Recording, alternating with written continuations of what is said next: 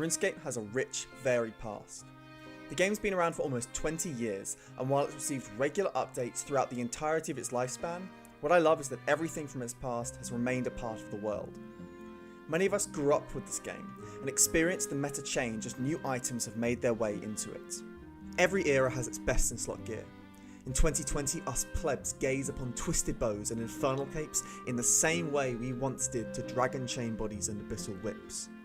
My goal is to work my way through the years of RuneScape's life, earning these iconic items piece by piece, while restricting myself only to the content available during that era of RuneScape. My name's Sound, and this is my Bis List.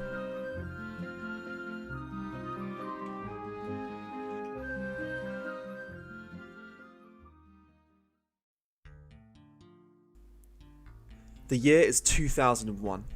Brittany and Justin are still together, Shrek is out on the big screen, and the Gower brothers have just released the beta for their project, Devious Mud, under the new name of RuneScape.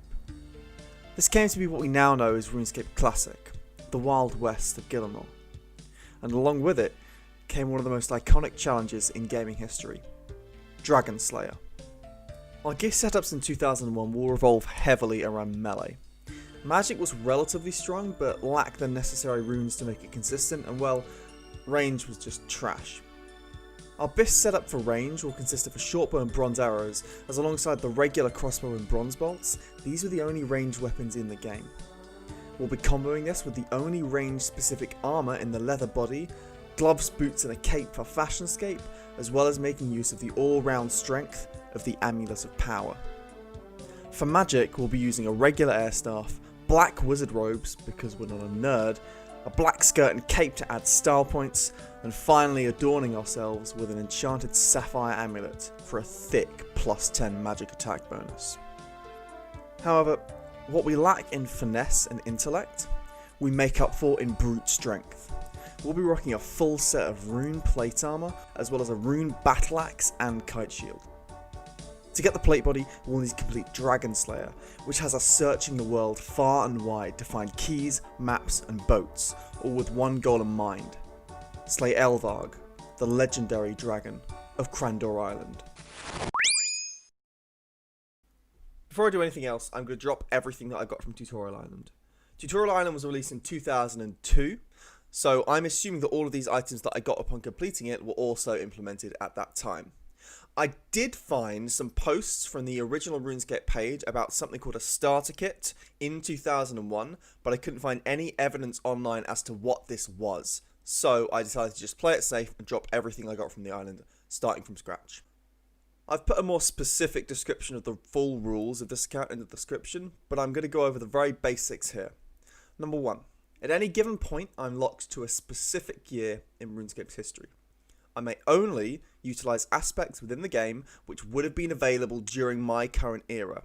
This includes, but is not limited to, shops, zones, items, monsters, and skills. The only exception to this is that I may use run energy, and that I may use bank interface tweaks such as withdraw X, insert swap items. However, I will be limited to the bank spaces that were available in my current era.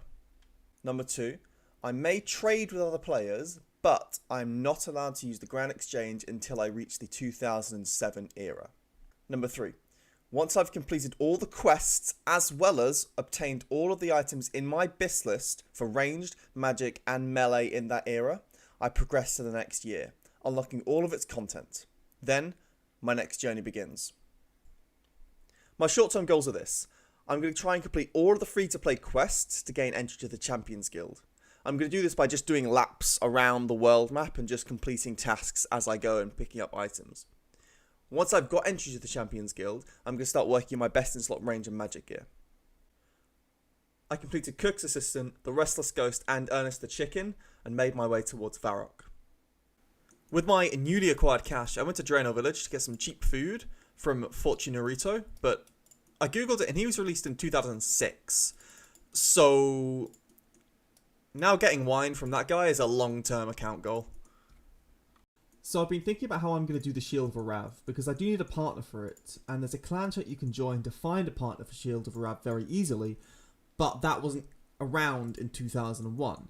And the way that you usually would do it is you'd walk around Varrock looking for someone else who was doing the quest, or you'd just stand in Varrock West Bank saying, need Shield of Arrav partner. The issue is that everyone who's doing Shield of Arrav is going to be in that clan chat.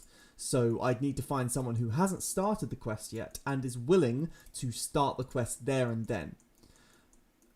So what I'm going to do is I am just going to use the clan chat. This is one of the few exceptions I'm going to make, purely because it's something that I wouldn't be able to reasonably replicate in Old School by using 2001 rule set. So I am just going to use the clan chat to find someone for Shield of Arrav.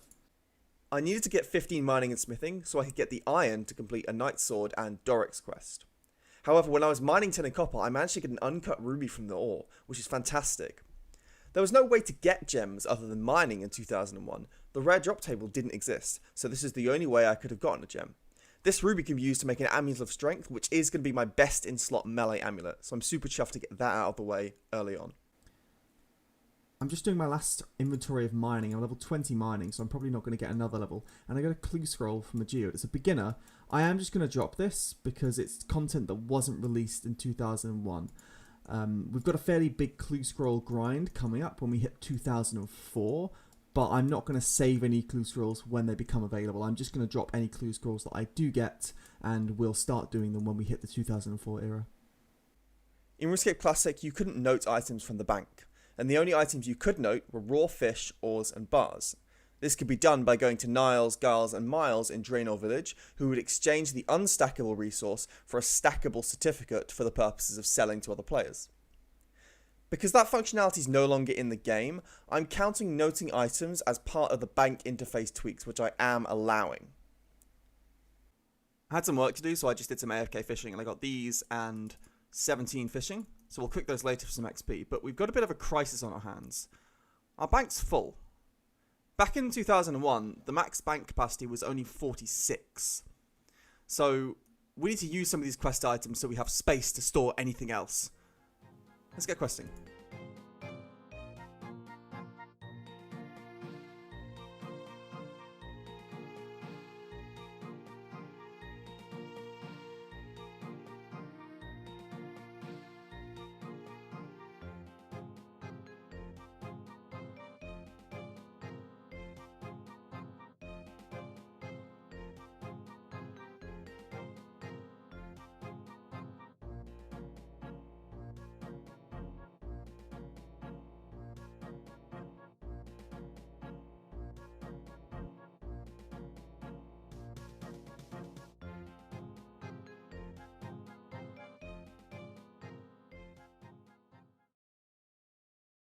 Now that I completed all of the quests available to me, it was time to move on to my next goal. I wanted to obtain my best in slot ranged and magic gear setups.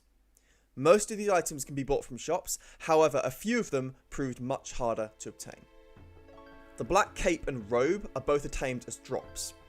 The black cape can be attained from killing highwaymen as a 100% drop, and the black robe is obtained from killing dark wizards as an uncommon drop. I decided to kill the dark wizards in Draenor Village to try and get my black robe top. They're the weakest variant, and they're right next to a bank. It only took 16 kills or so, and I got some nice runes in the process as well.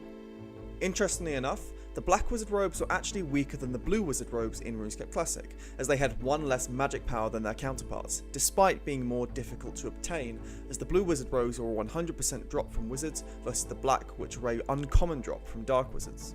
When RuneScape 2 was released, these bonuses were both homogenized to be the same. I've decided to go for the black wizard robes because it's a more uncommon drop and they look cooler. Now I only had 2 items to obtain, but they would by far be the most challenging. The Amulet of Magic and the Amulet of Power. The Magic Amulet requires 24 crafting and 9 magic to make, as well as an uncut sapphire, which was easy enough. However, the Amulet of Power is a high level amulet, so I would need to purchase it off another player. But I felt that just going to Varrock West Bank and saying buying Power Army 12k would be cheap, as somebody could just go buy one off the Grand Exchange to sell me. I wanted to earn my Power Amulet, and replicate the scarcity of finding a player to sell you what you needed at the time. So here's the compromise I decided on. To get my Power Amulet, I need to gather all of the materials required to craft it from scratch. Then, these could be traded to another player for the completed product. The only two items I didn't have were some gold ore and an uncut diamond.